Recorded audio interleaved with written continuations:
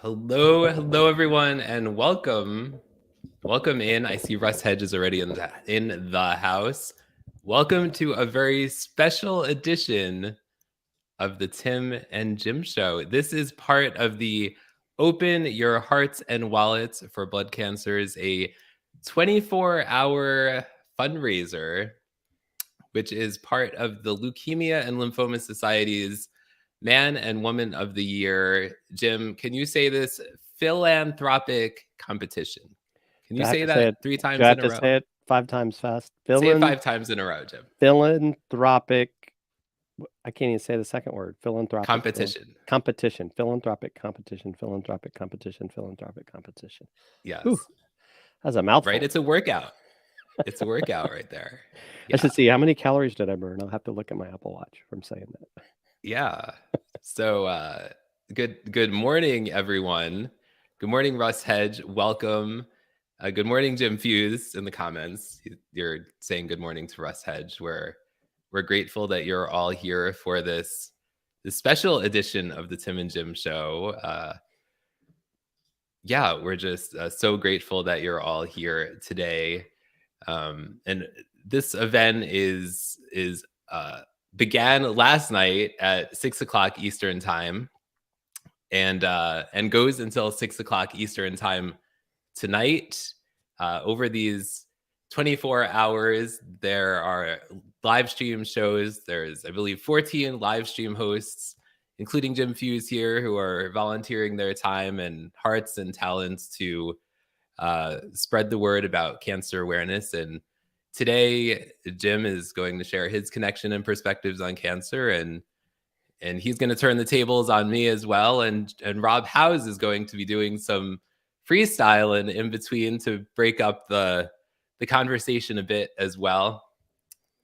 So is that like he's going to swim in a pool freestyling? I don't. Oh, freestyle swimming. Well, you never know. I mean, if Bill Bradford was here, who shows up on Brian Schulman's show, he sometimes shows up dancing in front of a pool. I don't know what Rob Howze will be doing. We'll just have to wait. Rob Howze should be here at about 11:30 this morning. So we'll see. We'll see where Rob Howze shows up from.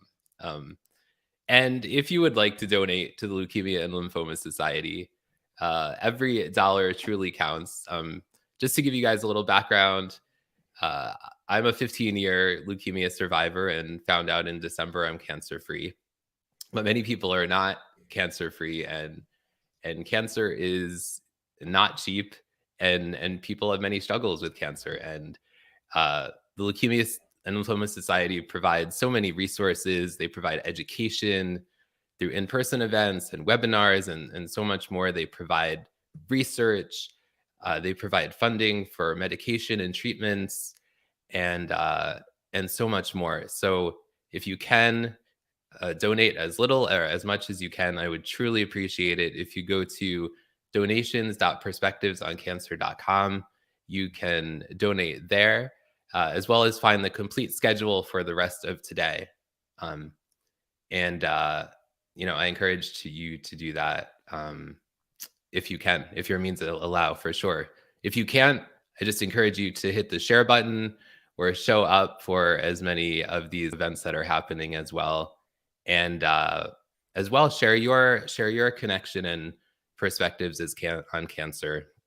One of the things I'm loving about these shows is just hearing people's stories and their connections and perspectives on cancer. There's a lot of conversations going on during these 24 hours, Jim. So appreciate you being part of this event, my friend.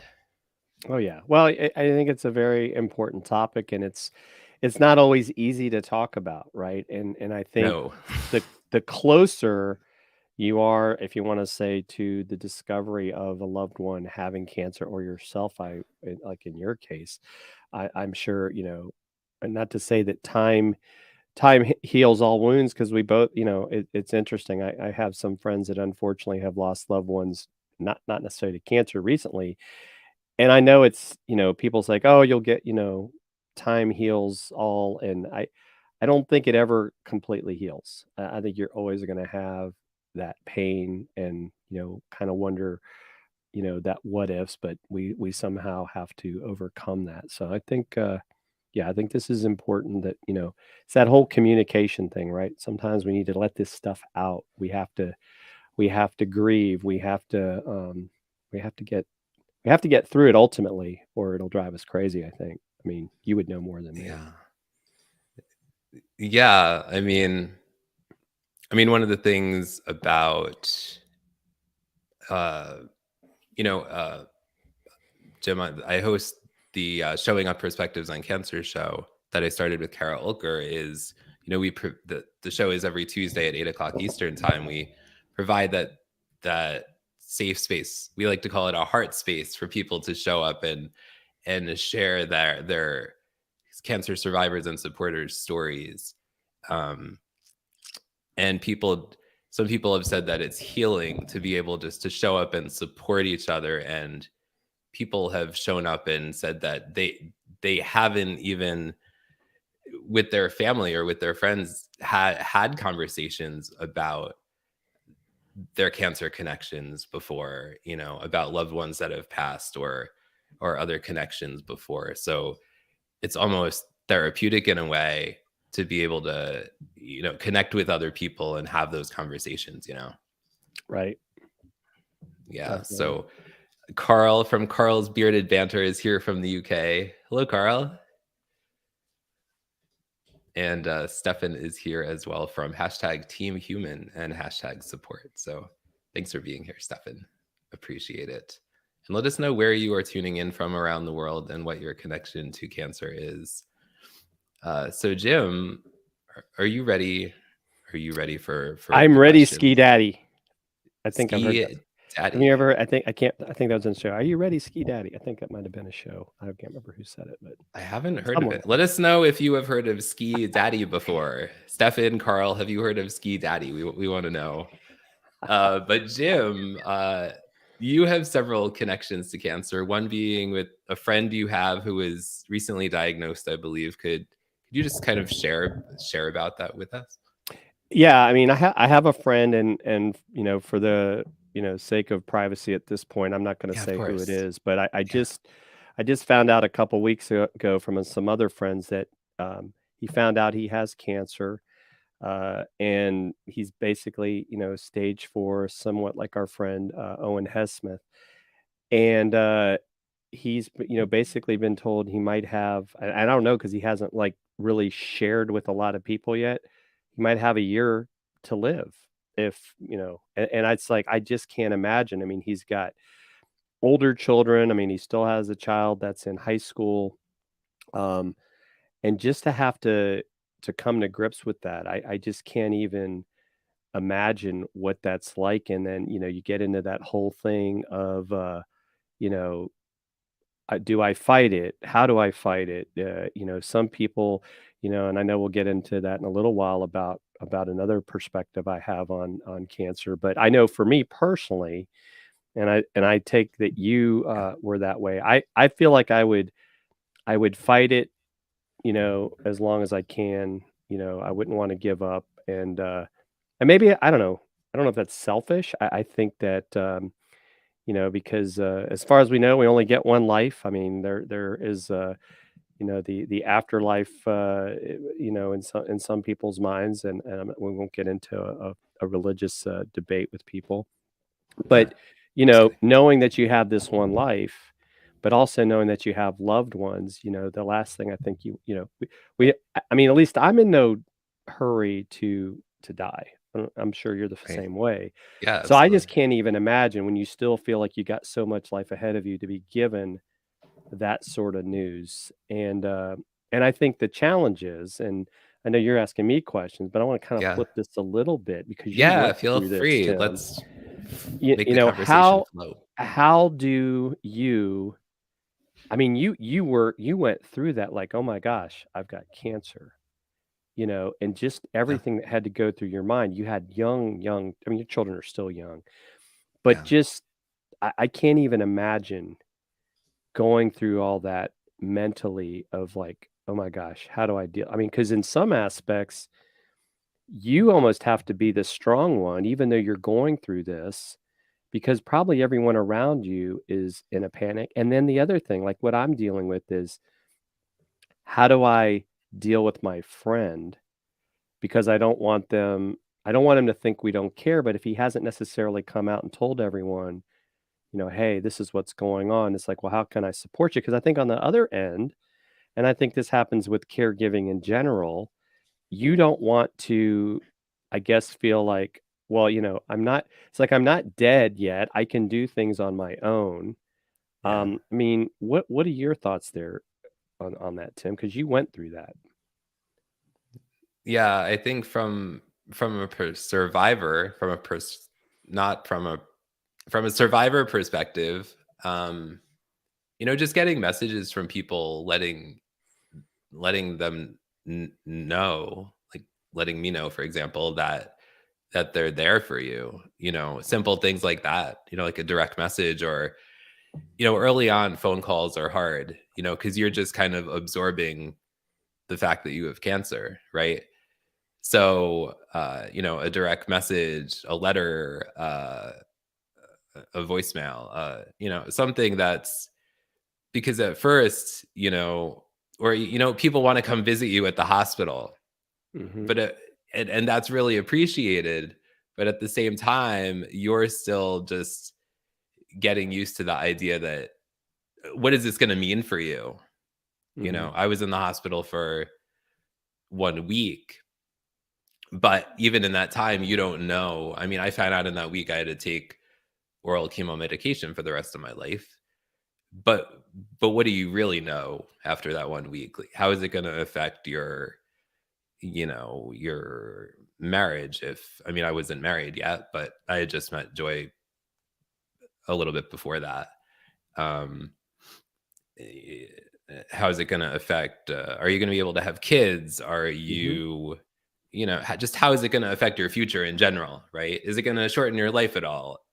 Just all these things pop into your mind. So just in terms of, I think just let people know that you're there, and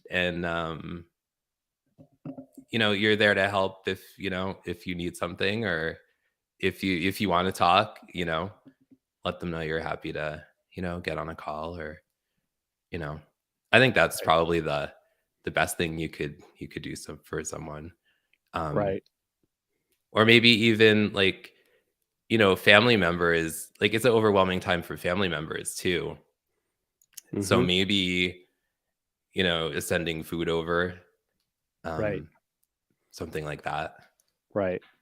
Yeah. Yeah. That's a great point. And I think, yeah, because it's one of those things that I think ultimately, if you're not the person that has cancer, you don't want to have regrets. I mean, how many times do you hear about, like, maybe some friend or family member that all of a sudden passed away? Sometimes it's sudden, and it's like, I never told him how I felt. I never, you know, said anything. I mean, I had a friend from the American Legion a couple years ago that suddenly passed away, and he Mm, was in his early 60s. It was more of, he had a fall, hit his head, might have been a stroke sort of thing.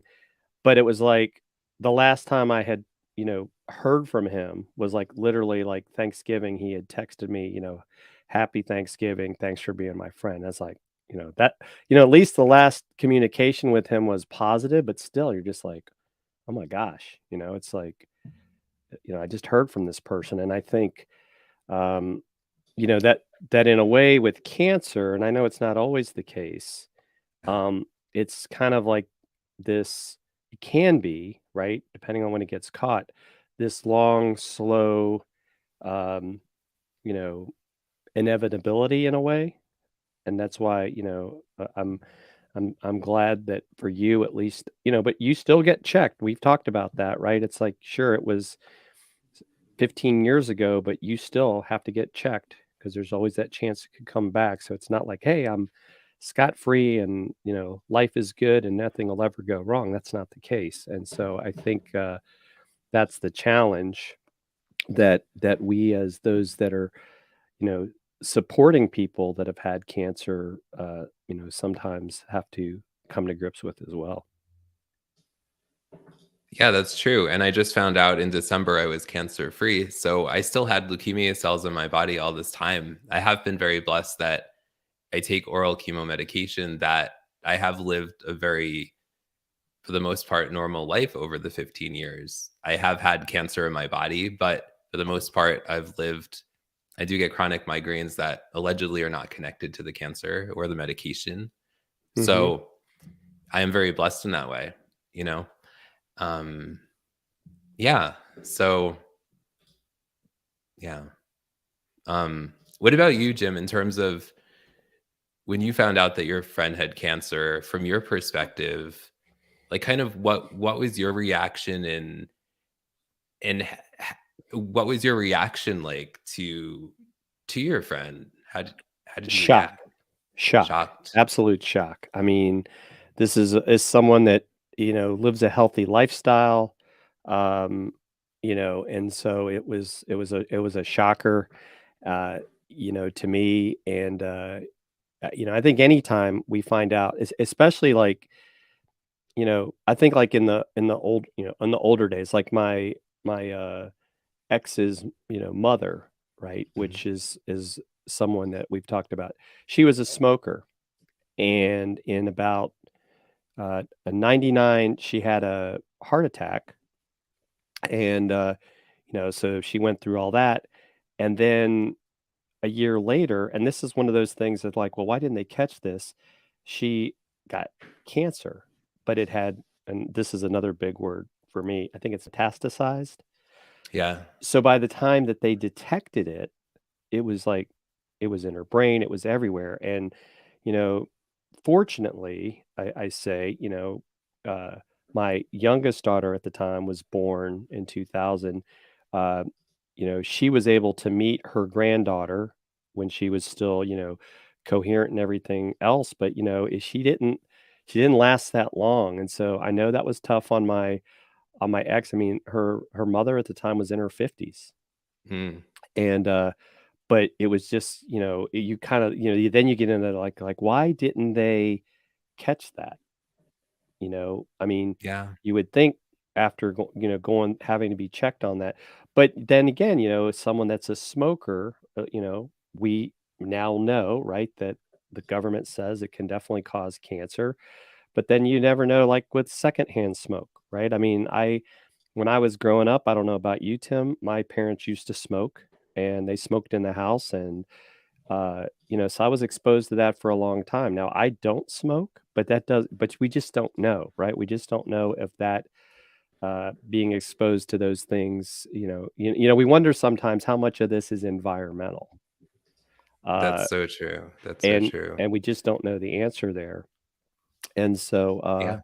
so that was another, so that was another one of kind of like one of those shockers. And it was like, when and and I know there's constant developments on fighting it, prayers out to Owen. I know he's been putting up a great battle. If Yes. people, if you heard of Owen video, I mean, he's taken a completely different approach to fighting it. And uh Yeah, hoping much love hoping to for the Owen. best, but we just don't know, right? And And he's gonna be a guest coming up on Showing Up in a few yes, weeks. yes. And so I think it goes back to, we can't take life for granted, right?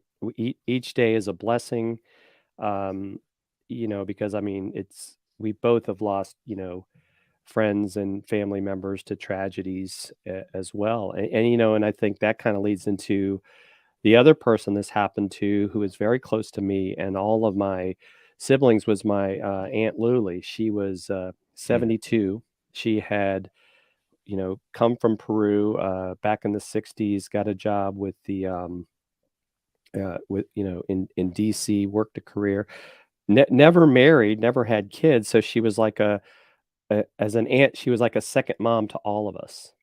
And so out of the blue, I guess she finds out that she has uterine cancer. This was like within a year of me retiring from the Marine Corps, right? And Wow.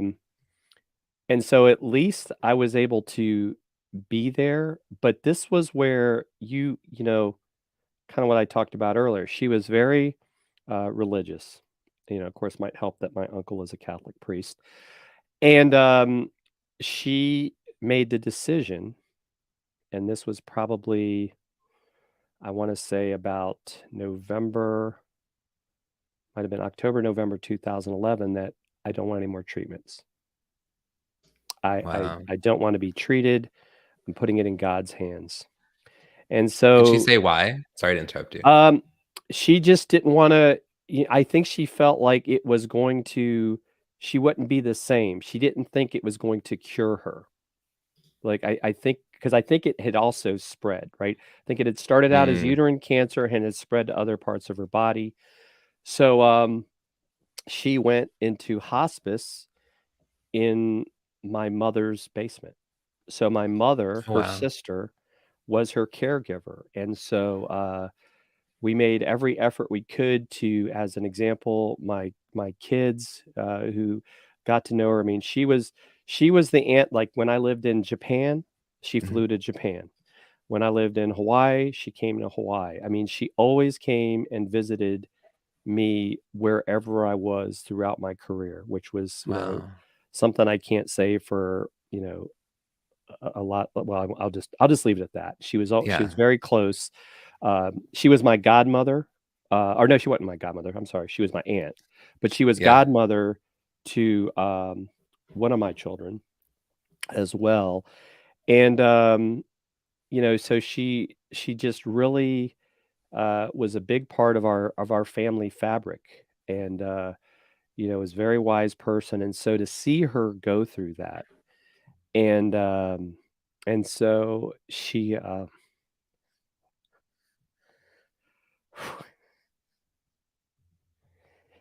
didn't think this was gonna happen. Take your time, Jim. It's okay. It's okay. I got you. It's okay. You got me too. um Okay. She passed away the day after my oldest daughter's birthday. Wow. And it was like she did that because she didn't want to spoil that day for my daughter.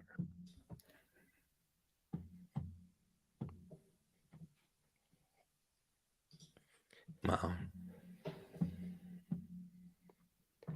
And so even though it's been, you know, 10 years, it's still, you can see it still is an impact.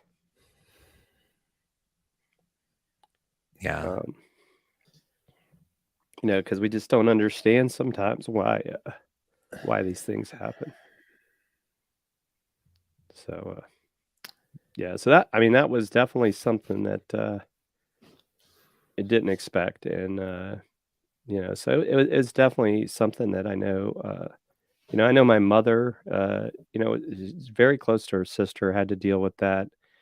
Um, that was probably one of the last times that our whole family was there, you know, in a group, you know, at least recently. And you know, it just makes you, like I said, it goes back to makes you realize how tough, um, you know, or how just you can't take things for granted. And so you know, this is definitely an important thing for us to try to fight, you know, fight this and try to give people more time.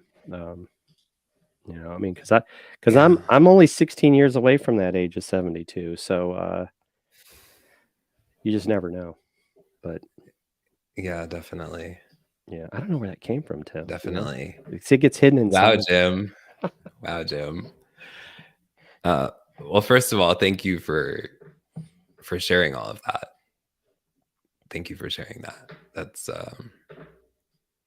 you know, just so touching. And yeah, thanks for sharing it. And guys, a reminder that we are here at Open Your Hearts, Open Your Hearts and Wallets. And definitely shout out to Puffs. Shout out to Puffs. Open your hearts and wallets. Shout out to sleeves. Shout out to blood sleeves. cancers. Yes, and sleeves. Shout out to sleeves and puffs and Kleenex, and let us know your favorite brand or generic or whatever you use for cleaning your tears off your face or wherever you have tears.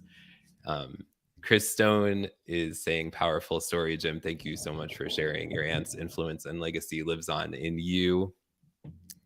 So thank you, Chris Stone. But yes, we are here at Open Your Hearts and Wallets for Blood Cancers, a 24-hour fundraiser. I believe we're in hour 18 of 24 hours. If my mathing is correct. It's close. It might be 17 and a half. I think. 17 and a half. 6, I think if it ends at 6, then noon will be 18. So I think we're okay. Thank you. In between there. Yes, in between there somewhere. Yeah. Yeah, and if people want to see a picture of my aunt, I actually yesterday for International Women's Day, I posted a photo on my LinkedIn profile of it's my mom, my grandmother, my other aunt Gloria, and then my aunt Luli is on the far right. That, so they all, the 3 sisters all came from Peru in the 60s and started their life in the US and all became got married, had kids, and so they still have family in Peru. People don't always realize that because with a name like Fuhs, they think I'm German, Italian, all these other different things. So, but not. Yes. No, I'm not.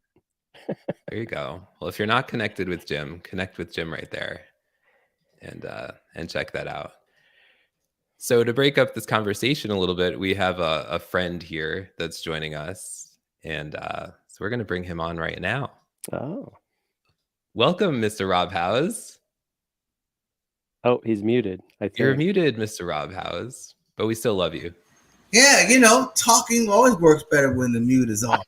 I mean, that's what they told me. They told me that. Tim and Jim, how are you, Rob? Gentlemen, great to see you, Rob. Great to see you guys. Yeah, I got my shirt on, man. So let me pull my shirt out. My brother started this organization some years ago, and it's just been phenomenal. Just empowering families and children and survivors and people who are coming together in the community. I love what you guys are doing, man. Open your hearts and your wallets. Open your hearts and your wallets. It's time. So you asked about a freestyle, and see, somebody said something about swimming. I heard you say, "Is he gonna swim?" We're gonna swim. We're gonna go deep into the truth.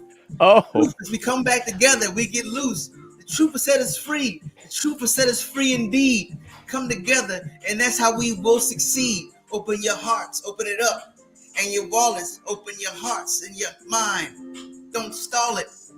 I'm calling you for helping me. Everybody, we come together. It's the unity in the community. It's in the word. Unity is in community. It's not absurd. Jim and Tim, I love your show. I love what you do. I just came here just to let you know. We fighting cancer with poetry. You know it's me. I know that sometimes life can just be heavy. A burden on your shoulders, but you can carry the biggest boulder. I told you, together we're better. That's right. Together we're better. Together we're better, guys. It's a fact. It is a fact. No matter what you do in life, what you're trying to accomplish, if you can get with some people that are going the same direction, you can get there faster. Now, that's not really a breakthrough, okay? But we can break through. That's so true. I mean, so true. Yeah. Tim has done an awesome job too, creating this community around with his show that he does on Tuesday nights. And I think, Tim, I respect and admire you so much for that, because I know that hasn't been easy. I mean, you kind of saw, I don't know, there must be an onion in my desk or something, that I had something in my eye. It's just, it's definitely not something that we are programmed to handle as because we're humans, right? We're not robots. Right. So Rob, definitely appreciate you coming on and with that little riff there. Is that the right terminology? Yeah, that's a good term. It's a good term. Yep. I appreciate you guys, man. It's what you're doing, it matters. It's really a ripple, as Jacqueline Way will always say. It's that ripple we create, and that continues to ripple throughout. So keep on rippling, brothers. Now, Rob, have you especially with that shirt? So do you have a story to maybe share with us? I don't have a story. I've just been surrounded by so many powerful stories and like movements and people coming together. So I've been a part of the movements because I'm a junkie for movements, right? I'm a junkie for good movements. I just can't help it. I gotta get it. I gotta get in there. So, I think it's through edutainment that we can really enlighten people in a way and keep their attention, but also, share our message. Mm-hmm. Yeah. So Tim, I should ask you a question, right? Or is Rob going to do another riff first? I don't know. Do you have any more riffs? So riff is like, ooh, yeah. It's like going up and down with your voice. So freestyle is just taking the words that's in your head or whatever you say and making it make sense. I can rip and freestyle. Back in the day, I was the golden child, but then I grew up and I became wiser. And now I'm sitting around all these strong women that are survivors. And then they're survivors and they're moving to the goal line and they're putting a hand back, reaching back. See, you put a hand back, help somebody up, because a rising tide lifts all ships. And what that means is that when you help someone and someone helps someone, that we help each other. And life is fun. We get more done. It's clear, crystal clear. You don't have to walk in fear, my dear. Hear what I say. What I say won't lead you away. And trust me, it won't lead you in disarray. But the one main thing I'll say today is see how you can love somebody. Hey, spread the love, give the love, it comes back. Spread the love, give the love, it comes back. Spread the love, give the love, it comes back. It does. And that's a fact, Jack. Awesome. There's my freestyle riff. Awesome. Tim, so we're gonna put you on the spot now, I think. Oh gosh. Because we haven't done enough of that. You doing this, you're not doing this for yourself. You're doing this to help others. What do you hope that, and I'm gonna make a guess, I could be wrong, that this won't be the last time that you're going to do something like this. Like this is going to become maybe an annual thing for you. I mean, to try to raise money for cancer. Well, let me do a little teaser here. Ooh, during the 5 o'clock hour Eastern time today, there will be an announcement made before the virtual event is over. Oh. It's not about raising money, but it is about making more impact. So stay tuned between the 5 and 6 o'clock hour, probably closer to the end of the hour. So Rob, I don't know because he hasn't told me. He's teasing us for sure. I have not told many people at all about this. I have a thing about announcements. I tell people announcements are coming, but I don't tell many people what the announcement is. Well, it's good. It's a good thing you didn't. I didn't hear this at like 10 o'clock last night because then I couldn't have slept. Kind of like when you're a kid waiting to go to Disney or you're up in Virginia. We go to King's Dominion. You couldn't sleep all night because we got to get up and get in the car. Right. We're going. Right. Which is kind of, I don't know, Tim. That may happen. I know both of us are heading to San Diego here in a few. I'm going to say a few days because, well, I think you're already ruined because Chad knows you're coming. Christine Gritman gave me away. I'm not going to say anything more. That's right. She has already given everything away. Anyway. I think she wants Chad to pick you guys up. I think that's what it is. Yes. So yeah, let's not say anything else. Who only knows what it's gonna be like, but oh my goodness. Yeah. Rob, how are things in your world? We're so glad you could join us. You know what? I really can't complain. Now, thank you for having me, first of all. And to your first question, I can't complain. I can't. I could, but I won't. And what I've learned about the complaints is that whatever I complain about gets worse. Mm-hmm. So if I want to make it worse, complain. If I want to make it better, find some type of silver lining or something silver. That's right. Yeah. And it will lead you to the goal. That's right. I've started to think I could start getting more walks in if I want to go to the grocery store. Ooh. Okay. Or I might start riding a go. bike. Yeah. That's good. That's good. Because gasoline is Oh my gosh. its own thing now, right? Uh-oh. Yeah. Oh my goodness. Yeah. Don't give me that was my silver lining, Rob. Wow, that's how I feel you. I can feel that. That was good, actually. That was in real time too. The real time silver lining. Real time silver lining, ladies and gentlemen. That's right. Yeah. We're all gonna get our steps in with our fitness watches because we're gonna save a few bucks. Save a few bucks, at least for the next few months. Right. Right. Yeah. Oh, that's good. Right. That's good. Well, thank you so much, Rob. Yeah, Jim. Yeah. Go ahead. No, I wanted to ask another question. Oh boy. What do you think we as individuals, as I guess in our communities, what can we do to help more in fighting cancer? Yes, that's such a great question. I think, the first thing that came to me is being available. Like being available. Empathy is a really important component to human civilization. Empathy is love in action. It's like listening to understand. And if we're actually really trying to understand and empathize with others, then we'll be there to support them in whatever that is for us and for them, right? And so that's the first step. The journey of 1,000 miles starts with that one, And so I believe for a society, for a community, for a civilization, our best bet is to be empathetic with our neighbors, right? Mm-hmm. And I know that's a word that's we've been using a lot lately, but it's really important to actually activate it, because what it does is when you empathize with someone else, the moment someone believes that you appreciate or understand them, they become more open. Then the conversation dialogue develops and it evolves. And so we're trying to evolve. We're trying to move forward. And the only way we can solve problems is by working together. I believe if we would have worked together, a working together civilization would have found the cure for COVID a little faster. Mm-hmm. A working together civilization would have found anything that we've found as of late quicker. Any discoveries or breakthroughs that we've had, we would have had those just a little bit sooner with better collaboration, cooperation, empathetic understanding. I love that. I think too, right? There's a difference between empathy and sympathy. Mm-hmm. And I think the empathy is so important because, I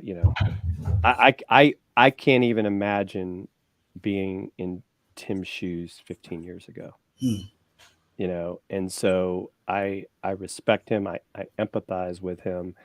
And if there's anything that and that's part of, like, he asked me, hey, Jim, do you mind, making the Tim and Jim show a part of this 24 hours? I was like, not even a question, mm-hmm. not even a question, because it's like, it's the least I can do to help my friend in what is something that he's passionate about, and you can tell. And so Tim, we definitely appreciate you. Tim, we honor you, man, and congratulations too. Yep. Yeah. Thank you, Rob, and thank you, Jim. Yeah, I mean, this is all your support. This is a success, no matter how you look at it. This is a success. You're getting the word out. All the other people that are a part of your community that have live streams starting at 6:00 yesterday. We're all here for you, Tim, and no other reason. Yeah. Wifting you all love. Look at you. The Look love. at this, man. Love. Jealous. Seriously, though, so many people have come together. It's just so beautiful. Just so much gratitude. So many live streamers, so many people showing up in the comments, so many you guys, my team, my family, my LinkedIn family, all the families. It's just beautiful. Everyone coming together, the community, it's just beautiful. Always, man. Beautiful. Absolutely. Yeah, for sure. Thank you, guys. Appreciate you, man. Appreciate you, Rob Howze. How's it going? Howze. How's it going? How's it? Love it. Love it. All right. Thank you so much, Rob. All right, man. Good to see you, Rob. Bye-bye. Peace out. Jim Fuhs, I'm so happy Rob Howze could join us today. Yes. Well, it's just another example of somebody that cares about you, cares about what you're doing. I mean, he didn't have to come, but he did. And I know he did it, just like I said, why everyone else is here. We're here to support you. Hopefully those of you that are watching, whether you're watching live or on replay, right, make sure you go to donations.perspectivesoncancer.com if you want to donate online. Tim has also put in the at the bottom of the screen here if you want to mail a check. I know some people still do use that, checks and mail. Definitely something that we want you to consider. And so, yeah, very important cause. So I was thinking, since we were talking about stories, I was thinking I would share the story of someone her name is Brooklyn. Oh. And she has a twin sister, like the city. And so we're gonna share her story. Okay. So let's take a listen. Okay, so you're recording? Yes. Okay, maybe say, hi, my name is Brooklyn. My name is Brooklyn. This is my identical twin sister, Alyssa. And this is my pet bearded dragon, Smaug. I love my dragon a whole lot. I would describe myself as very passionate. I love to write. I like to play the violin.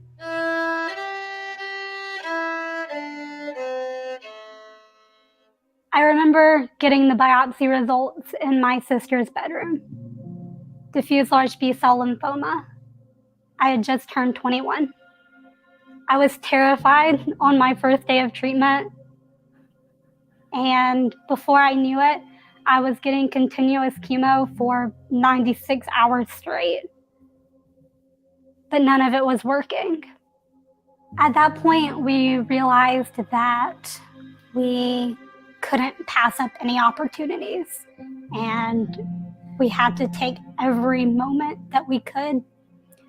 So one of the things we did was take time for me and my sister to go find me a wedding dress. Not because I was getting married, but just to have the experience and to be able to find that perfect dress with my sister and share that moment together, since we knew that we couldn't guarantee it anymore.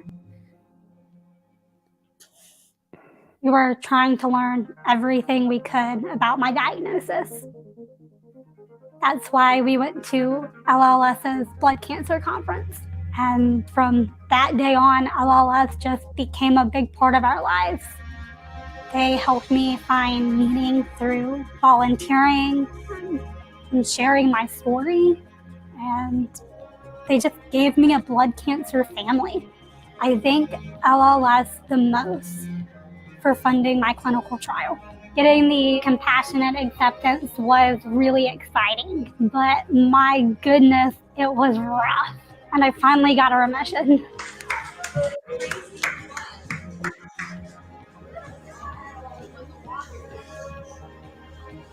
I relapsed less than 3 months later. We were sitting on a concrete bench outside the hospital thinking, why did we ever do this? A lot of feelings of defeat. I just kept asking how. How could we have done all of this? None of it mattered then. I still had cancer. So here we are. I've received all the standard treatments and even the newest blood cancer advances. And the only option now is treatment that just might slow down the cancer and buy a little bit of time. It's really hard to watch yourself get sicker. If you're not in the hospital for chemo, you're there because you have fluid in your chest or have another infection or need another blood transfusion. I'm exhausted, and my family is exhausted. But I love my family, and I love living life with them. We're relying on something better, more research. You give us a hope that we're hanging on to for my life. LLS calls me an honored hero, but really, you're my heroes.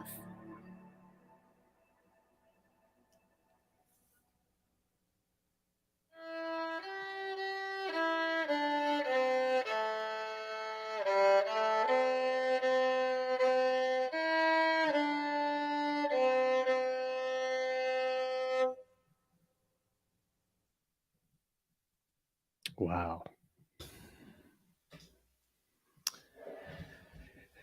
That video, that story. Shout out to Brooklyn, first of all. Shout out to Brooklyn. And shout out to LLS just for, and they were talking about family in that video as well. And LLS has family support groups. My mom goes to family support groups that LLS puts on. And I know, they provide comfort to my mom, because not only is Brooklyn going through so much, but families as well. Families as well go through a journey as well when a family member goes through cancer. And so LLS provides resources as well for family members, in addition to patients and survivors as well. So shout out to LLS. And Carl is throwing the hearts out here in the comments. So thank you, Carl. Appreciate it. Stefan says, Brooklyn has literally captured my heart. Love, love, love, and more love for Brooklyn and family. Thank you, Stefan.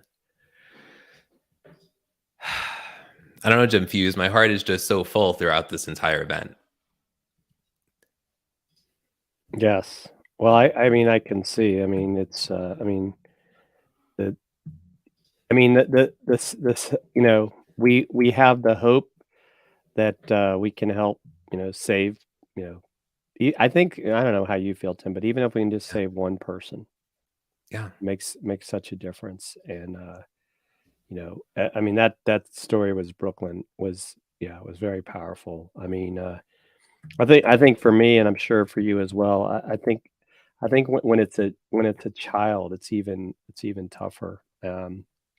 I tagged one of my friends and his daughter in the chat and on LinkedIn. I don't know if they'll see it or not, but she is a cancer survivor, and she is now a nurse. And this happened while she was in college. I want to say it was non-Hodgkin's lymphoma that she had. Yeah.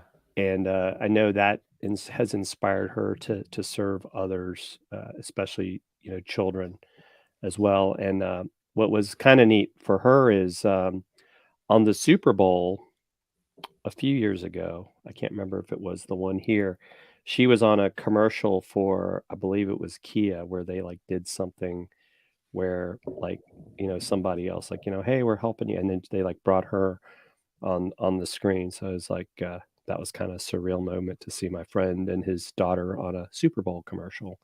Wow. Because of her battle of overcoming cancer.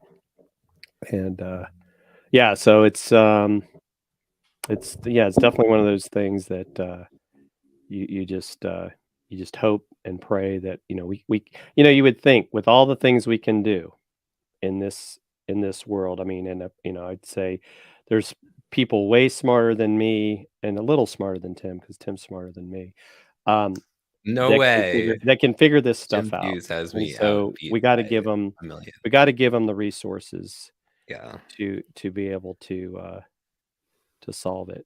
And so that's where I think we can do that. And I'm about to do something, Tim. So while we're on the show, just so you know, because I believe we should put I have to be able to read first, but I am in the process, if I can read.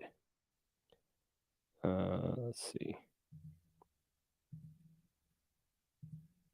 Is that a 6 or a 5? A 6. There we go. Let's see here.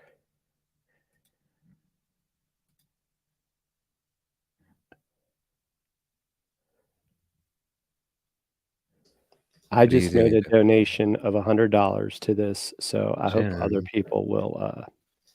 Thank you, Jim. Much love, Jim Fuhs. So let's help Tim make a difference, and what a great event he's put together. Thank you so much. Thank you so much, Jim Fuhs. You are a good friend, an amazing friend, and co-host. And Peter Clark just showed up in the comments here, and he actually showed up at the end of the 3rd hour yesterday of the launch, and I just happened to have a clip of when he showed up yesterday. Peter Clark. Boom. How are you? Boom. How are you, my friend? Good to see you. Good to see you. Hey, I just wanted to drop in and say hello, and congratulations on putting together just such a great show, and for a beautiful cause. I mean, that's the power of the internet, is the power of being able to broadcast, and the power of putting together shows is to use it for a force of good. So I just wanted to come on and support you and give you a quick shout out, my friend. That's simple as that. Much respect for that. And going into putting all the people together that you brought together, that's fantastic. So kudos to you, and kudos to everyone who's participating today and tonight so far. Appreciate you for showing up, Peter Clark. You have a huge heart, and you often provide space for people to show up and share their hearts. So, well, I try to, and you do the same thing. I mean, we all try to do it. I think if I could add anything to the commentary that you've had today, I've kind of jumped in and out. I've been watching a little bit here and there, so I apologize for that. Just that back and forth. I think what's it's fascinating. Of course, today is the International Women's Day, of course. Powerful messaging in that itself. And of course, our hearts and our minds are consumed with what's happening in Europe today and around the world. I mean, let's face it, Europe is obviously top of mind, but represents so much discomfort that's happening in the world today. So I think the message, some of the messaging for me is this idea that, I know for me, and I don't recommend this to people actually, because it keeps you up at night. It certainly keeps me up at night. But I always ask questions like, what if that was me? What would I do if that was me? Yeah. And so whether we're talking about cancers, whether we're talking about the very disruptive thing that's happening in Europe right now, as an example, you ask yourself, what would I do? And I then normally put these things together as well, which I hope this will help people who want to support your cause tonight and over the next 24 hours, is that there's 2 million people now, they say so far, who have been displaced and refugees now in this particular conflict. And out of those 2 million people, there's people there with cancers. There's people there that need medication. There's people that aren't getting their blood transfusion. There's people that are in a lot of pain, a lot of discomfort, not just from obviously the direct effects of war and conflict, but there's sick people, very sick people. And I always think about those things. So if I was sitting in in some sort of, on a border somewhere, not knowing what my life's going to turn out to be, and I don't all of a sudden don't have my medications, and I don't have my blood cancer treatments, and I don't have, man, that is just something that just really keeps me up at night. So again, we're so blessed to be here. We're so blessed to be able to do what you're doing now, which is asking people to support, even with if it's $1, if it's it's a sense of that we're able to help people who can get the help, and then feel that blessing and feel that gratitude. And my heart and my mind is constantly with people who are in pain, who now obviously can't get the help that they need. So I know that's a little heavy, but I just wanted to keep that in perspective for everybody of how lucky we are to be able to, to donate $10 or $5, whatever you're doing, and know that it can actually be going to help somebody who is probably in a world of hurt. So it's just great what you're doing, man. I just love the idea of amplifying voices for good, and so you're doing a great job. So thank you for doing that. Thank you for all the stories. The stories are fantastic. I can't get enough of the stories. I can't get enough of the stories of just hearing everyone has a story. You can't throw a fridge far enough to hit somebody that has been affected by cancer. It's just so true. Pretty much everybody in the world, right? I mean, it's impossible. Yeah, that's so true. Yeah. So no, I thank you for that, my friend. Thank you, Peter. Thank you for showing up. Thank you for your huge heart. Absolutely, I appreciate you. Yeah, absolutely. Well, listen, have a good rest of this show, and I'll be popping in and out to see how the other parties are doing and all that stuff. Yes. So keep doing what you're doing, and a shout out to all of your co-hosts as well for using their voice as a force for good. That's fantastic. So much respect on that. Much respect. Appreciate it. Much love, Peter. Okay, my friend. Okay. Take care. Cheers, mate. Cheers. Peter Clark. Boom. How are you? That was awesome. That Peter Clark, he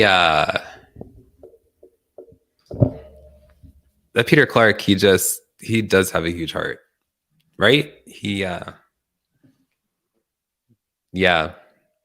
Love that Peter Clark. Yes. Anyway, thank you, everyone. Thank you, Jim Fuhs. Thanks for thank you, Tim Sohn. Thank you for sharing your heart today and your wallet. You shared both. So that's right. I shared my heart and my wallet for cancer. That was the mission. Mission accomplished. Mission accomplished. So thank you. Yes. So I will see you. I'll just say this weekend. That's all I'm saying, Chad. This weekend. Yes. No details revealed here. So excited to see you in person, Tim. It's literally been a couple of years since we've seen each other. It has. I can't wait to see you somewhere soon. Yes. So thank you, Jim. I'm going to gently whiff you off the screen as we're going to begin the next hour, whatever hour it is. It is the noon hour Eastern time. Hour 18. 18. This is hour 18 of Open Your Hearts and Wallets. And here we go, Jim. Thank you, Jim. Everyone, welcome to hour 18 of Open Your Hearts and Wallets for Blood Cancers. I am Tim Sohn, a candidate for Man and Woman of the Year of Leukemia and Lymphoma Society. This is hour 18 of Open Your Hearts and Wallets for Blood Cancer. Down here, this is Pamela Formica. She works with LLS, and she is a huge encourager. That's not her official title, but she has been a huge encourager for me in order to make this happen. And this is just the beginning of a 10-week campaign. But our goal is to raise $50,000 by 6 o'clock Eastern time tonight. And you can make a donation. You can make a donation today by going to donations.perspectivesoncancer.com. No amount is too small. LLS has been so important in my 15-year journey with living with leukemia. And for this hour, I'm going to bring a very special, Jim is very special as well. And Jim doesn't often let his heart out on screen, but he let his tears out on screen today. But who knows? Maybe this person will as well. We'll see. So let me know if you can guess in the comments who you think this person is going to be, who's going to be by my side for this hour. Let me know. Who do you think it's going to be? Any guesses? Alex is here from Ohio. She says, hey, familia. Rob Murray is here, 8 a.m. here in Alaska. Rob, hosted the 2 o'clock to 5 a.m. Eastern time. 2 to 5 a.m. Yes. And he had 2 amazing guests. Alex says 18 hours. Bravo. Peter says, hour number 18 with Tim Sohn and co-host. Please support those who use their time and energy to improve the lives of others. Thank you, Peter. And so here we go. Here we go. Are you guys excited? Bring on the energy. Here's the drum roll. This is the high-tech drum roll. I'll even throw in a screaming goat. The one and only Stefan Kaplan. I love that screaming goat, man. I love that screaming goat. You have to get me. You know, it's gonna happen. You know it's gonna happen. Well, you know, you and I have been trying to get together since this pandemic started, and we're gonna do it this spring. We're gonna go hiking with the goats, right, Tim? You've been teasing me about hiking with the goats. No, we're going. We're there. So we're there. I'm a little skeptical if it's really gonna happen. We're there soon. When you get back from social media weekend, you get a week's rest, and then we go hiking with the goats. There you go. There you go. But so people don't think we're crazy. There's a place called Frederick Farms and Goats, I believe, in upstate New York, and they let you go and hike with goats, and it's very therapeutic, and it's really, really good. And actually, it's really great for a lot of people to know about this for stress. Anybody dealing with cancer, anybody. It's really hello, Dorothy Ann. Dorothy, happy mastermind time. The mastermind who came up with this incredible idea. Yes, I said, let's do a virtual event. Dorothy said, let's make it 24 hours. I said, bring it on. And here we are in hour 18, Dorothy. So thank you. And Jim says, how about goat yoga? You guys are all probably wondering, you're at a cancer fundraiser and we're talking about goats. So that's what happens when all of us come together, cancer and goats. So welcome to that. I'm not, Jim. I'm not having a goat walk on my back. No way. I'd rather have you, Jim, walk on my back than a goat. Oh my gosh.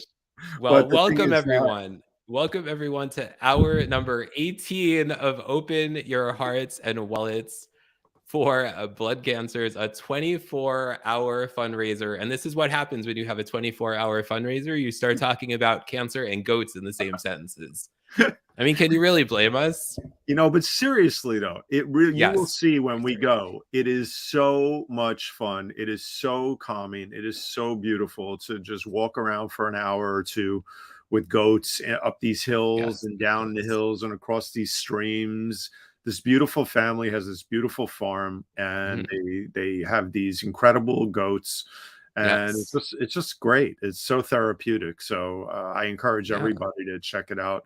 The Frederick Farm and Goats farm, I think. I'll put it in the comments later. But yeah, we've all been you know, a little loopy because we've been doing a lot of work on this. So no big deal. A few stumbles here, a few stumbles there, whatever. We're here to help, and that's the most important thing. You know, once again, I applaud Tim and everybody. Peter Clark is shouting you out. My man, who I met through you and Andrea Sanchez. Yes. Who had her kindness rally. Yes. 2 weeks ago. And I was really honored to be on that, to share my story about a lot of things about life and everything else, but mainly how to use social media for social good, and just always using the platforms for helping others, period. Like I said last night when we opened this event, it doesn't always have to be about donating money. It could be about donating time. Time is money.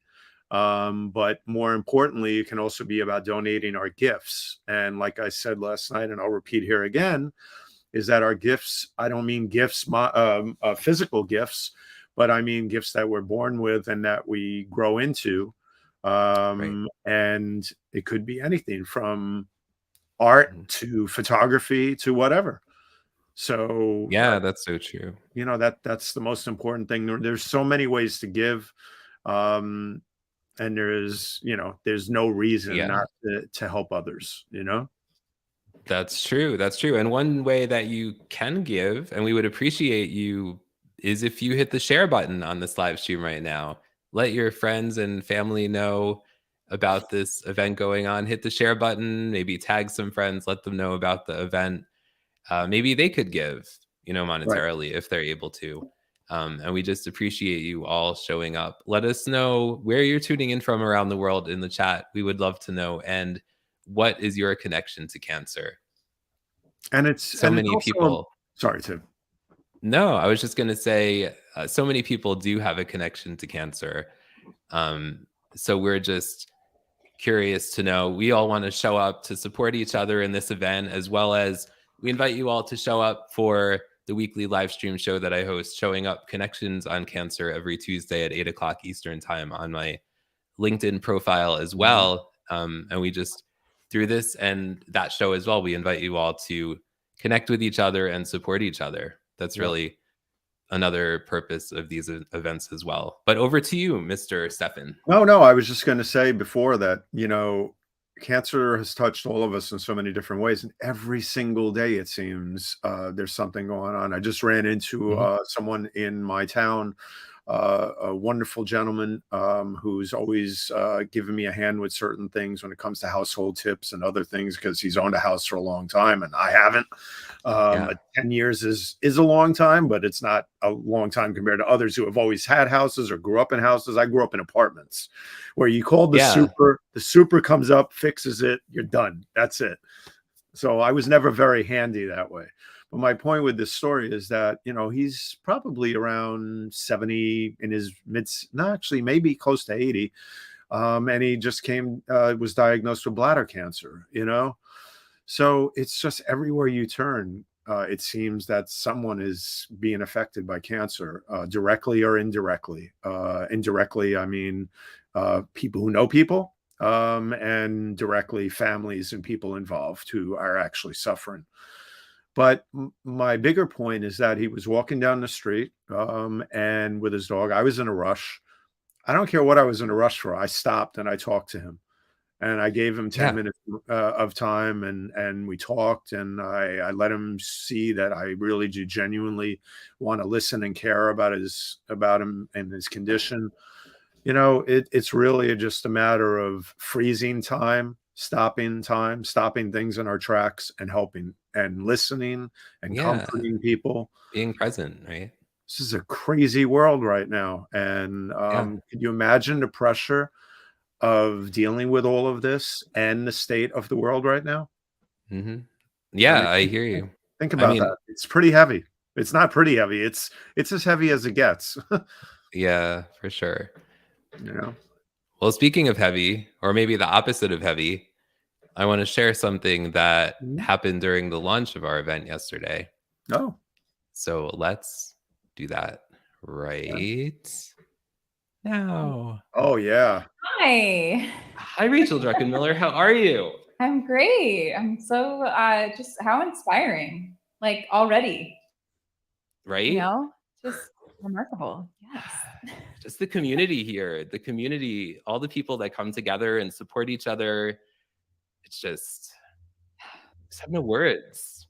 People are showing up because they care. And you're somebody who just also really shows up for people. And so I think when people consistently show up for others, and then they have a moment where it's like, okay, now I'm really in a spot of wanting to receive that. You just see the outpouring, and it's because Tim, you're somebody who gives so much to so many people. So it's an honor to support you at this.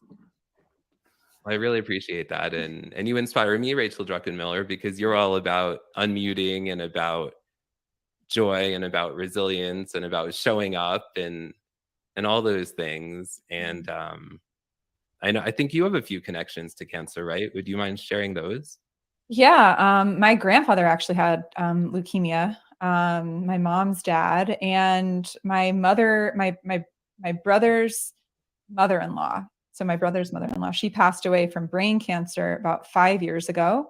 And then a mentor of mine, Dr. Danny Friedland, passed away from brain cancer this past October. So wow.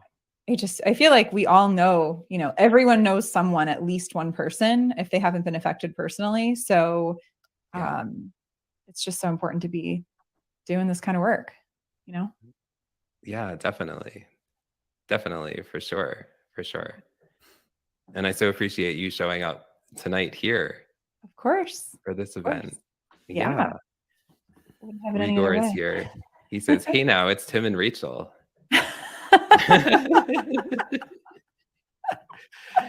Yes, there's so many people who are here. Daniel Hall is here. So awesome to see you, Rachel. Yes, and Daniel created the amazing intro video for the launch for this event tonight. So thank you, Daniel. He's so talented. I really appreciate that. Yeah. In so many ways. Yes. Thank you all who are here. Rachel, do you want to sing anything for us tonight? Yeah, I was thinking through like what I might want to sing, and then I thought like I just think about the weight that it can be, right? To carry just like the weight of like illness and the weight of pain and just like of the world. There's like a heaviness in the world right now. And so I'm going to sing a song, and just for you, I queued it up where there's a track of music that runs behind me, which, I usually sing a cappella, but I'm like, if I'm going to do this for Tim, I'm going to try to like really do it. Wow. All out, Rachel. I love it. This is the extent of my technical skills when it comes to this. Hopefully it sounds okay through the stream. I sort of did a little demo. I'm sure it'll be great. Yeah, so I just would invite people to even like maybe like put a hand on your heart and just think of what it is that, again, so many of us can carry so much. And what is it that you can choose to just like, let be? What can you choose to just like let be and accept and give yourself some grace and compassion? So with that, I'm going to go ahead and get this started.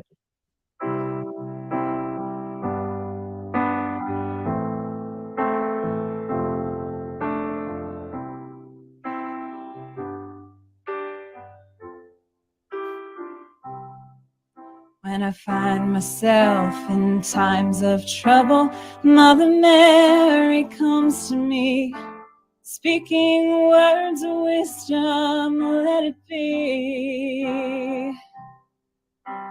And in my hour of darkness, she is standing right in front of me, speaking words of wisdom, let it be. Let it be, let it be, let it be, oh, let it be. Whisper words of wisdom, let it be. And the broken-hearted people living in the world agree, there will be an answer, let it be. Though they may be parted, there is still a chance that they will see. There will be an answer, let it be. Let it be, let it be, let it be, oh, let it be. There will be an answer, let it be. Let it be, let it be, let it be, oh, let it be. Whisper words of wisdom, let it be.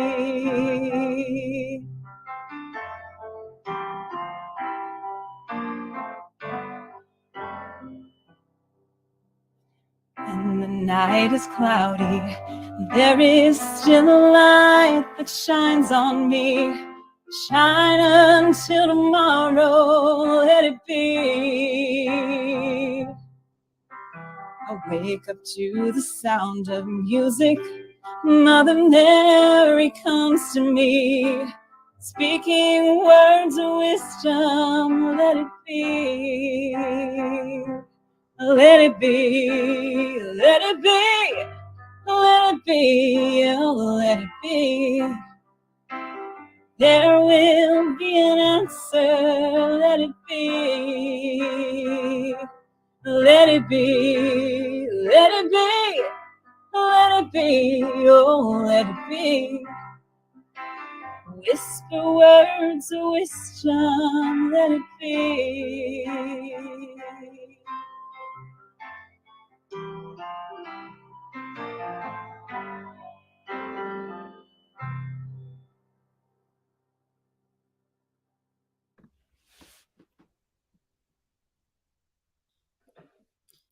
Oh my goodness, Rachel Druckenmiller.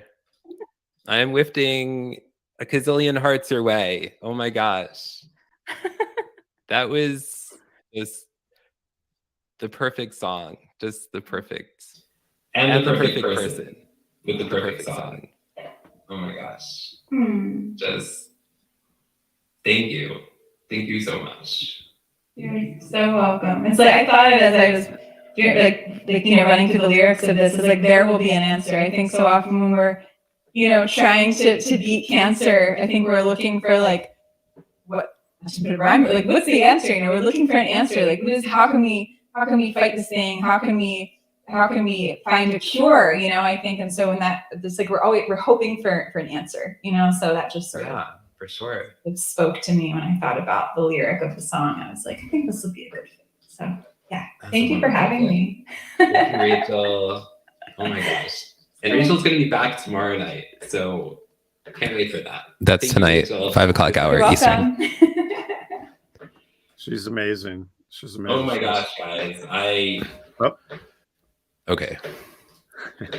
There we go. I have so many tabs open. I'm just trying to figure out what's going on. Yes. Over to you, Stefan. No. She has such an amazing voice. And I don't know why this popped in my head, but it just did. There's also the whole mental aspect of dealing with cancer and many other things. Yeah. I'm sure it's so hard, for some, especially the children more than anything. They're so resilient and they're so full of passion and spirit and energy, but the mental aspects are tough, even for kids. I'm sure they have a certain amount of depression here and there and other things. And, there's so many ways that all this money that we're raising can go to help the families. I forget who it was I was listening to. Oh, it was Steve Sullivan last night. Yes, from midnight to 2 a.m. with Carol Ilker.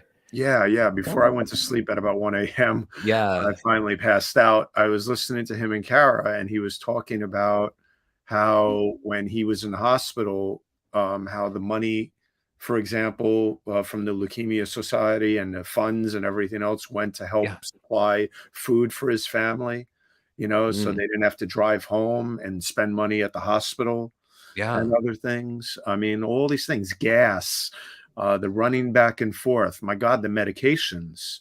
So expensive. Oh my God. I mean, I just had 2 procedures, to make sure I was okay with a couple of things done recently. And I'm starting to get some of the bills, and oh my God, with insurance.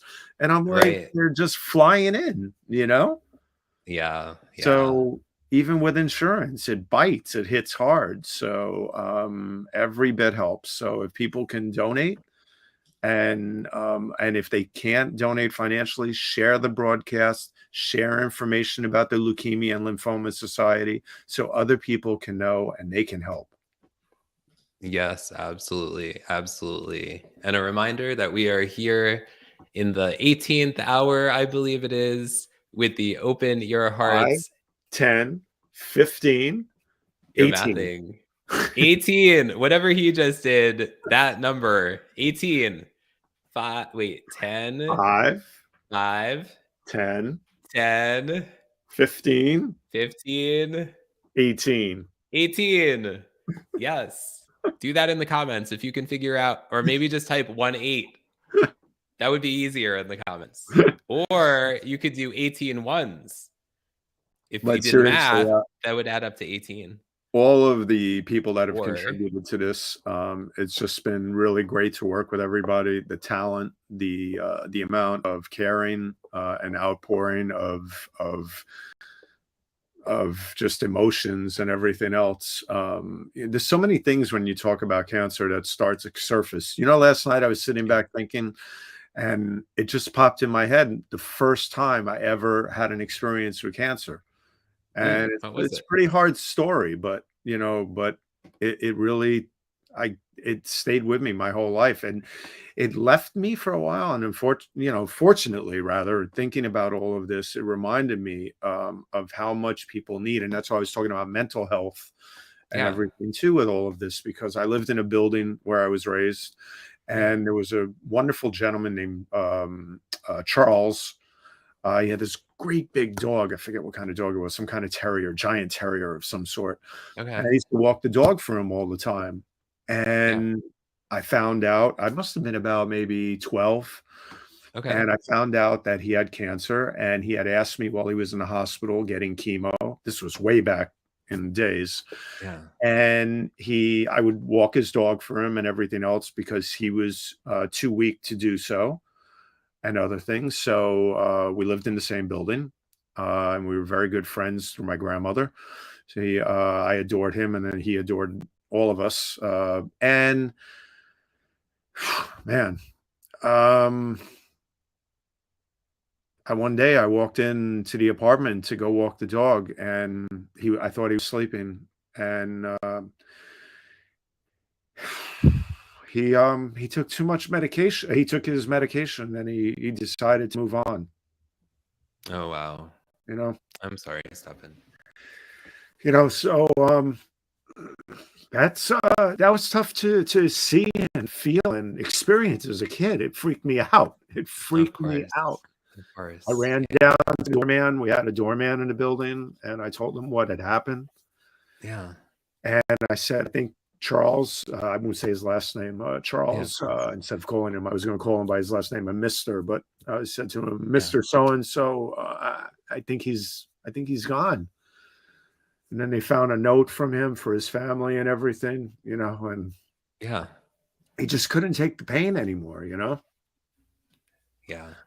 So luckily these days, I mean, they've made big advancements in pain management and so many other things for people dealing with different types of cancer. But, exactly. But think about, the mental aspect and how we need to support people and be there for them, because they need the help. Sure. They need the help. Definitely. Thank you so much for sharing that, Stefan. I'm sorry, I didn't mean to get too heavy, but it popped in my head. It's okay. It's a cancer event, and I have the puffs, but they fell off my stool over here onto the floor. So I was going to send it over to you through the screen, but I'll have to at some point pick them up off the floor. So it's just like I said, at different points in our lives, we've all experienced things. I've had many other stories too. I mean, it's funny, we've heard so many stories during this event. You start to work on an event like this, and God, many experiences start to come back that I didn't forget about, but I think I just blocked them out because you don't want to always carry them with you, Yeah, of course. Pam says that I need to ask Puffs to sponsor me. Oh, Pam, do you mean for Man and Woman of the Year? That's a great idea. Pam, you are the best encourager ever. Yes. Mark says, what a moving story. He's sending you much love, Mark Lee. Or Stephen Kaplan, whatever your name is. You over there. One of the smartest people I know, Mark Lee. The man is amazing. He is amazing. He has more knowledge in that brain of his than anybody I know. Yes. So everyone, thank you so much for joining us. We're at about the 18.5-hour mark here at Open Your Hearts and Wallets for Blood Cancers, a 24-hour fundraiser for the Leukemia and Lymphoma Society. It's the Man and Woman of the Year, a philanthropic competition. I dare you to say that 10 times in a row. Or type it 10 times in the comments. I dare you to do that. You might have a better time doing that. But thank you so much for joining us. Let us know where you're tuning in from around the world, and let us know what is your connection to cancer. We want to all show up to support each other. If you can, please make a donation to the Leukemia and Lymphoma Society. They have been so supportive to me and my family and many others as well. Both providing research as well as resources to survivors and supporters of blood cancer specifically. And Stefan Kaplan, thank you so much for joining me in this hour. This was a bit of a spontaneous plan here, but You're my brother from another mother, part of my incredible team for Man and Woman of the Year. So thanks for being here by my side during this hour. Anytime. I promised you I'd be up at 5 a.m. to be a substitute for anybody if they needed me. And I just didn't wake up for like 2 hours later than that because I was just out like a light. And, but you know, one of the things that we should do also to encourage people to donate is mention once again, some of the things that they can win. Yes, that is a wonderful idea, you know, and I can actually bring that up in, let me just find it. There's so many banners and tickers. Yes, let me find it. I have a whole scrolling thingamabobber.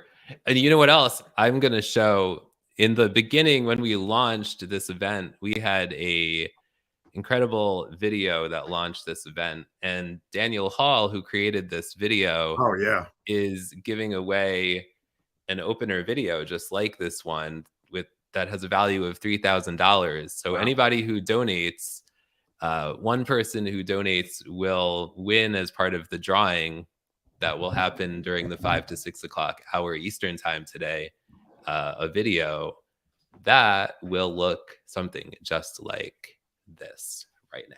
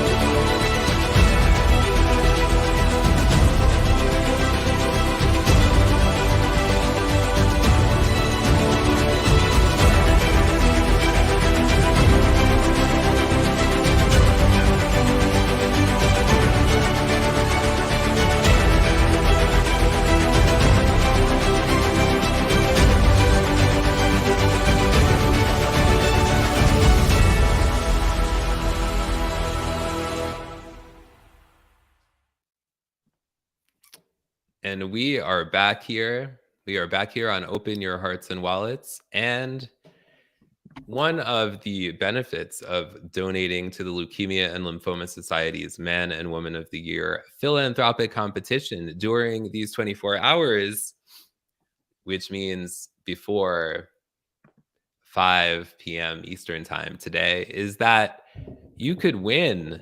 You could win. You see all these items scrolling down here. You could win an 18-ounce stainless steel water bottle with a white heart on it. And this event is all about love.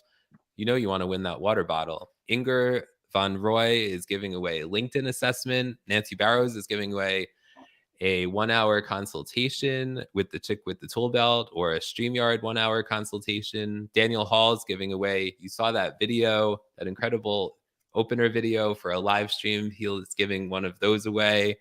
It's at the value of $3,000. Ecamm, which is an incredible live streaming platform, they're giving away 3 pro 1-year subscriptions, which are worth more than $300 each, as well as merch. StreamYard, another live streaming platform, is giving away several subscriptions as well as merchandise. Emily Harmon, who's an incredible coach, is giving away a 1-hour coaching session. Just for Tummies is giving away tummy tea. So in case you want that tummy tea, make sure you donate for sure. Steve Stockmal, who was going to be performing but unfortunately could not, is going to be giving away 1 month of music lessons as part of this. Dorothy Odell is going to be giving away, I believe, 2 of her Overcomer books. That is amazing. And there is so much more. One Fearless book with a 30-minute free coaching session and 14-day free trial to Kimbra. One Unstoppable book with a 13-minute free coaching session and 14-day free trial to Kimbra. Stephen Kaplan is looking for some photos he's going to share with us in a few minutes. One Victorious book with a 30-minute free coaching session and 14-day free trial to Kimbra. And the list goes on and on and on and on. And we're just so grateful to all the amazing businesses and individuals who are showing up and donating their products and services to be part of the drawing that I was just talking about. The drawing, a reminder, is going to be between 5 and 6 o'clock tonight during the final hour of our Open Your Hearts and Wallets event. It's going to be a combination of a celebration and a drawing. And there will also be a big announcement made in terms of more impact. Something, I'm not going to say what it is now, but something coming in the future. So stay tuned between 5 and 6 for more, just more. A drawing, celebration, and something. How are you doing over there, Mr. Kaplan? I'm good. So, you're you good? know, one of the things since I was caught off guard, I wasn't ready for this, but I wanted to just instead of just showing my Instagram page where the photos are smaller, I figured I'd give people a little look at some of the photos that are on my Instagram page full screen that they can, if they donate, you will pick 5 winners, and each person will get one 8x10 print if they donate and are generous and donate to the cause for the Leukemia and Lymphoma Society. And give them a look at some of the photos that are on my page, but full screen, so they can get a better feel for them. So let me share my screen. And if people don't know, my background is as a photographer, and I was a photo editor at the New York Times for over 15 years. So I've a lot of experience in photography. Yes. But the reason I say that is that these are real, you know, this is my passion. These are some collector's items for many. So let me get to the part here, and then let me put this full screen. There we go. I think this will do it.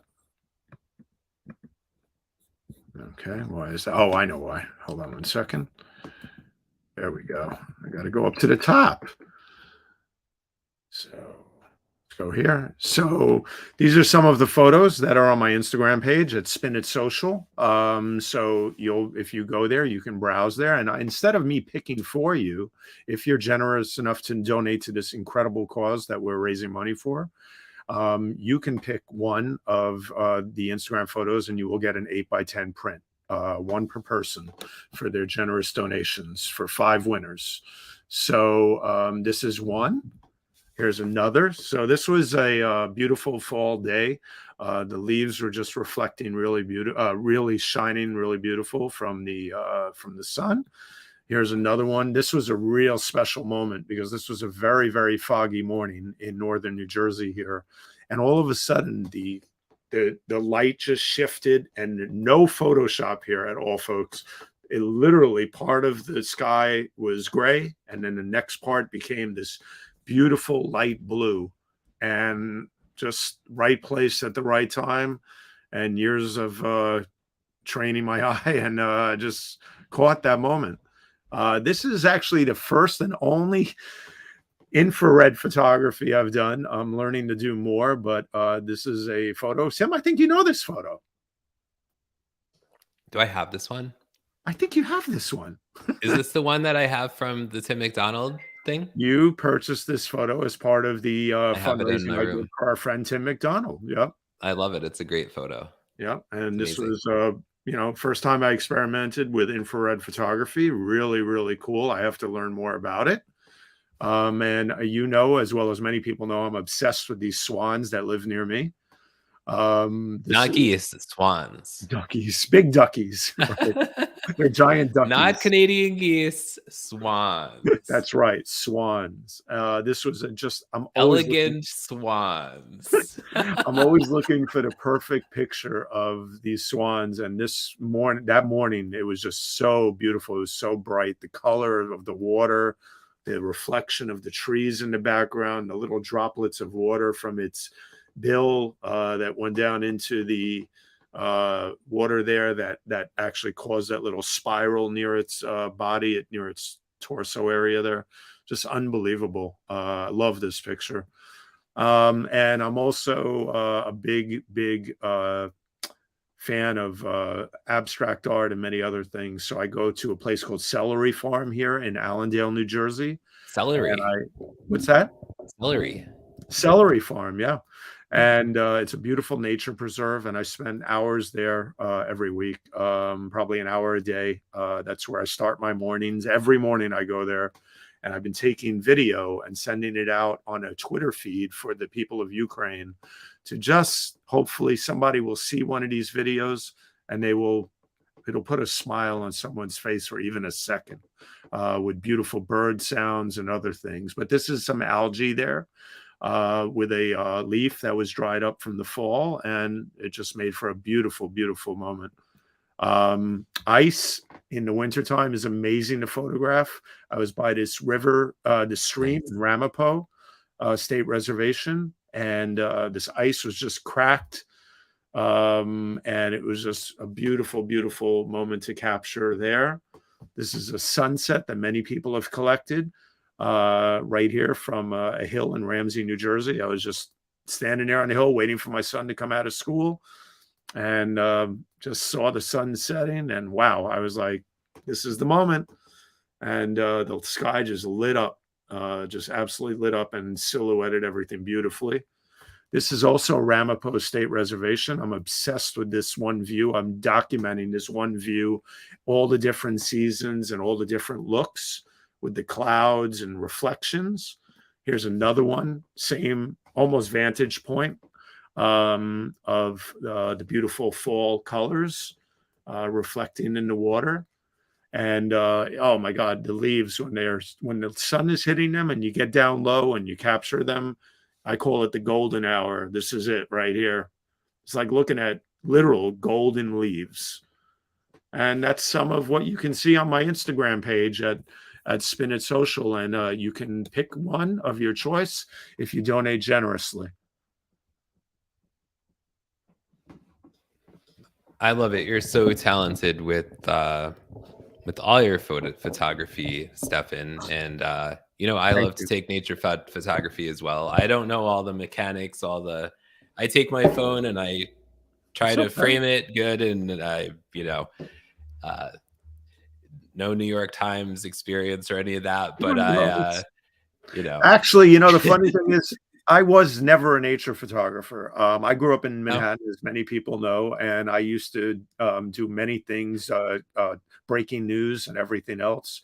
But it took me moving. I always say you can't take this city out of the kid, but I moved up here, and it just, I didn't know what to do with myself when I first moved up here near all the state parks. And then I started hiking, and I started just really looking at things differently. And I just became obsessed with nature photography, So it just becomes a passion of yours. And you do some beautiful stuff when you go walking up there in Pennsylvania. So it's what you capture, what's in your heart. It's not simply the experience and the credentials. That has nothing to do with it. So enjoy it, enjoy it. Do some more video too. It's beautiful to capture a lot of the bird sounds and the wind and other things. Those moments can be really beautiful. You just gave me an idea for a future fundraiser, Tim. Next time we do a fundraiser, I'll offer maybe an online workshop or something in terms of how to be a better nature photographer. And I do 99% of my nature photography, well, 95% with my smartphone. So yeah, you can take that's a great idea. amazing high-res photos now with them. So donate, folks, and pick a photo. 5 people get 1 print. I love it. I love it. 5 people get 1 print. So are we at the 18 3/4 hour yet? We are. We're at the 18 3/4 hour mark. Everyone, we are at the 18 3/4 hour mark of Open Your Hearts and Wallets. I don't have a wallet near me, but yes, for blood cancers, it gets harder. The longer I'm online live streaming, the harder it is to remember the entire name of the event. Open Your Hearts and Wallets for Blood Cancers, a 24-hour fundraiser. Shout out to Nancy Barrows for creating that entire long name. And I forgot. Let's tell people what's coming up. Who I'm interviewing at 3:00. Let me. Let's tell them that as well as the other amazing people coming up. So I'm going to actually share my screen. Yeah, I sent you the card. I sent you the card in an email. So when you send me the card in an email. Grab it and put it up there, and then we'll. But first, let's talk about. I got a lot of emails today. Most of them being every time we get a donation. Maybe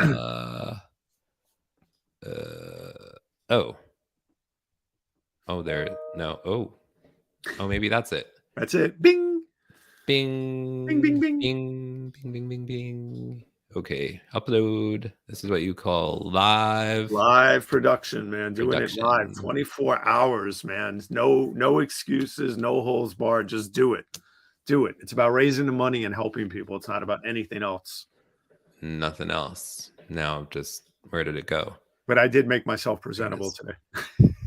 You do look presentable. I had a hat on yesterday because my hair was not having it yesterday. Oh my gosh. Oh, here it is. All right. It's loading. Thank you for your patience. In the meantime, we must have a screaming goat. Screaming goats. Recitation. Screaming goats for LLS. Okay, Mr. Kaplan, tell us about your guest coming up at 3:00 Eastern time. So at 3:00 Eastern time, I will be holding about a 45-minute conversation with Sage Breslin. Sage is an amazing person who has been dealing with cancer for quite a while now, but she is resilient. She is an incredible coach. Let me tell you, actually, 1 second. I just need to, we have so many people we've been dealing with that it can sort of quickly leave your brain for a second. But Sage is a breakthrough psychologist and coach, a single mother of 5 who's been on a truly challenging cancer journey and embracing all that life has to offer. You can find her on LinkedIn at Sage Breslin. But come listen to her story because, Sage was telling me about her journey yesterday. I was doing a sort of a pre-interview with her, and wow, the amount of wisdom that she can enlighten people with and share is worth coming at 3:00 to listen to, because we can all learn from everybody who's being affected by cancer. We can learn how to be more human. We can learn how to be more giving. And most importantly, we can learn how to be more understanding. And she recently had a successful bone marrow transplant, right? She did. And it must be exhausting because I've heard about that. I've heard it's very painful, the bone marrow transplants and other things. Not that any form of cancer isn't. I mean, the amount of procedures and other things and everything that they have to go through, it's I really do thank God that I've been on this earth for quite a while and I've never had to deal with anything of that nature. So my heart goes out to everybody who has the strength and the spirit and the courage to deal with it. I really do knock on wood and wake up every day. Like I said yesterday when we started this event, this is not trivial when I say this. It is absolute. A lot of people say a lot of things. This is not trivial at all. It's the truth. We have roofs over our heads, many of us. We have food on our table. We have a wonderful warm bed and many other things. And we're not in the middle of a war zone right now and other things. So we have a lot to be thankful for. So let's help other people. Let's help other people. You can do without that latte for a day. You can do without certain things for even a week, and donate a few dollars to this cause, or donate something that can help someone else, time or a gift of yours that you can offer up. Yes, absolutely. Absolutely. And I'm just going to share my screen here to the upcoming. I have so many tabs open. I just have to find the right one. Sorry, guys. Oh my gosh. Here we go. Tim, 24 hours for all the orchestra, all the stuff you've been orchestrating and producing and everything. You're to be more than highly commended for this brave act of undertaking this. I appreciate it. Yeah, okay. So now it is almost 1 o'clock Eastern time. So 1 o'clock to 2 o'clock, we have a conversation with Jenny Gold and conversation with Boyd Dunleavy. I just spoke to him the other day. It's going to be a really interesting conversation. Definitely check it out. Okay. Definitely share lots of love with Jenny Gold. Her mom just recently passed of cancer, and her dad died of leukemia, lymphoma. So make sure you send both of them lots of love, especially Jenny. She's Jenny has a heart of gold, and you know what? She really does need her support. And I owe her a phone call. And tomorrow, when we're done with this, I am going to get her phone number, and I'm going to pick up the phone. That's the other thing. Reach out to people, man. Stop with the texting. Stop with the posting. Pick up the darn phone and call someone. I do that every day. I talk to someone about, and reach out, because we can't always be digital, Yeah, absolutely. It's now Mark Lee and the Funky Eye Puppets. Tell me about that, man. Yes, you'll have to tune in on Mark Lee's channels. Woo-hoo. Mark Lee and the Funky Eye Puppets, they typically perform on Clubhouse. So he has allegedly pre-recorded the Funky Eye Puppets and will be performing on StreamYard, a recorded broadcast of the Funky Eye Puppets. So stay tuned to Mark Lee's channels for that from 2 to 3 o'clock Eastern time. As Stefan was saying, from 3 to 4, he will be in conversation with Sage Breslin. From 4 to 5, a special episode, the second episode of Showing Up Perspectives on Cancer during these 2 days. Myself in conversation with Christy and Steve, the parents of Grayson, who will also be there in conversation with me, the boy of the year for LLS. He's a 9-year-old survivor. So looking forward to that conversation. That's going to be a really special conversation. Yeah. 4 to 5 o'clock Eastern time on my LinkedIn profile, YouTube, among other places. So definitely do not miss that. And that will lead up to our final celebration and drawing and big announcement. And also, mom and dad are coming. So you don't want to miss mom and dad. So oh my God, we're all going to get to finally meet your mom and dad. That's great. They will be there too. That's fantastic. Yes. That's great. Yeah, I've met sis, but I haven't met mom and dad. You haven't met mom and dad. You have to meet mom and dad. We went to have pizza with your sister that day. Yeah, that was a lot of fun. And we did a hike in the middle of the pandemic to finally have some real person time. We did. Yes. All right. So first of all, thank you, Stefan. Fam. Oh, wait.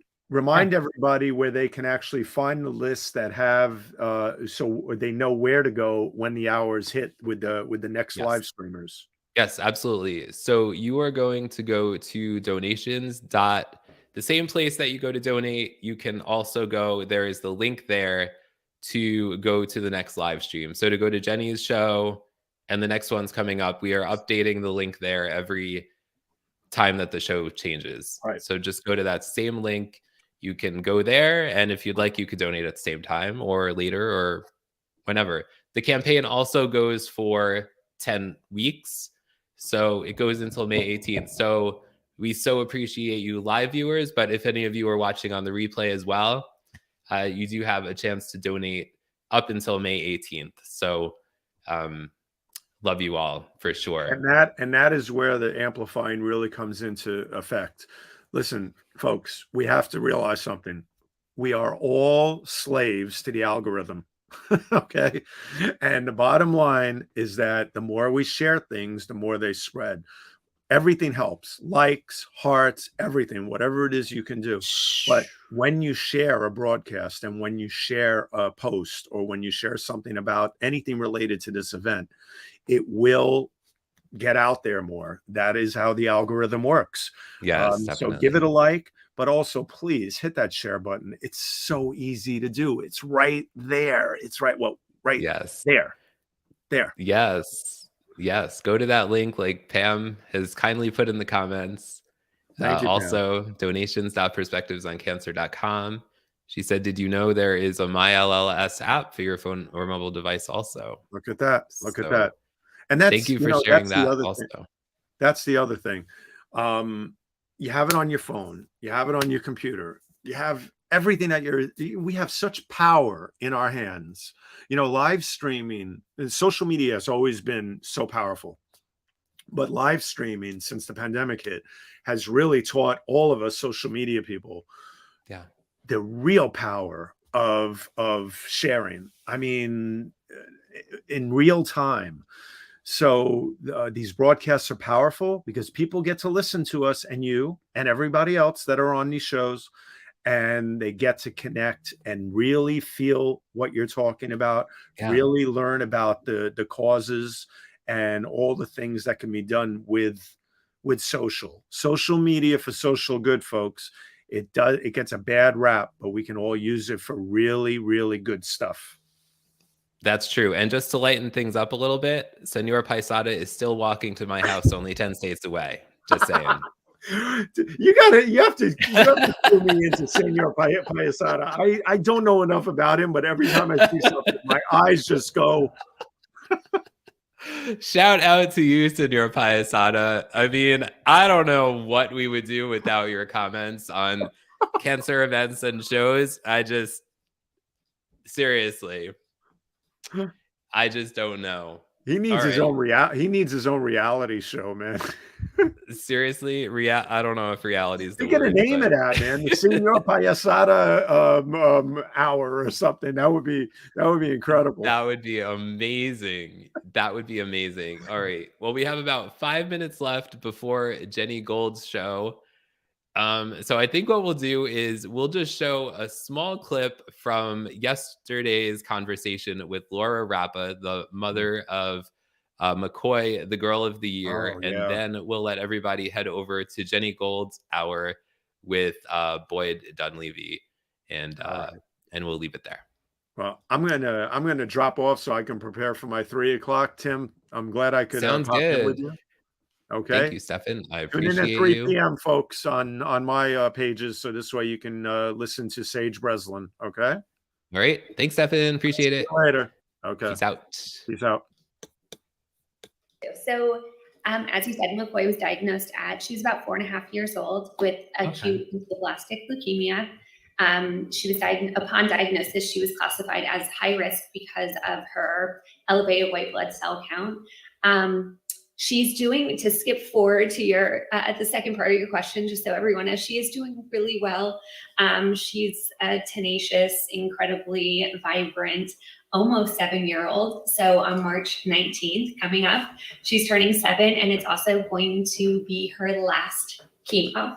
So we are going to celebrate. Yeah, it's a huge day for us, and 2.5 years in the making.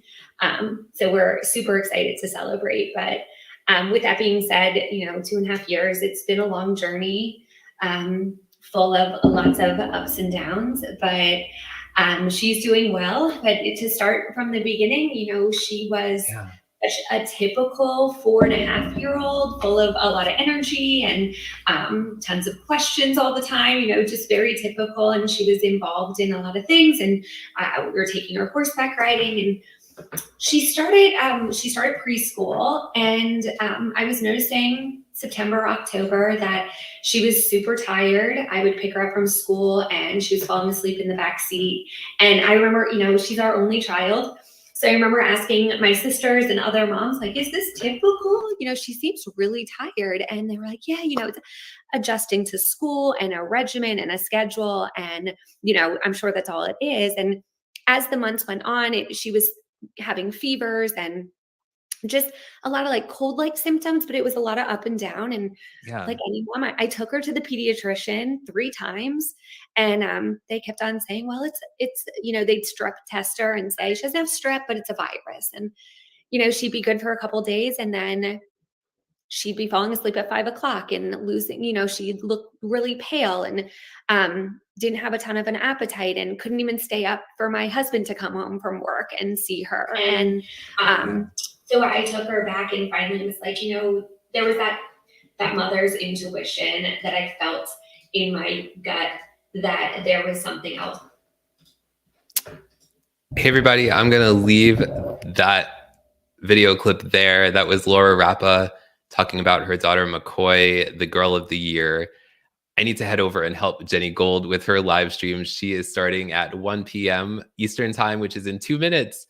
And she needs some help with her live stream production. So head over to donations.perspectivesoncancer.com to find the link to Jenny Gold's show, which starts in 2 minutes. So I better head over there to help her and meet us over there. She's going to have an incredible conversation with Boyd Dunleavy. So appreciate you. Donations.perspectivesoncancer.com for donations and for the complete schedule and to find the link to Jenny Gold's show, which is up next.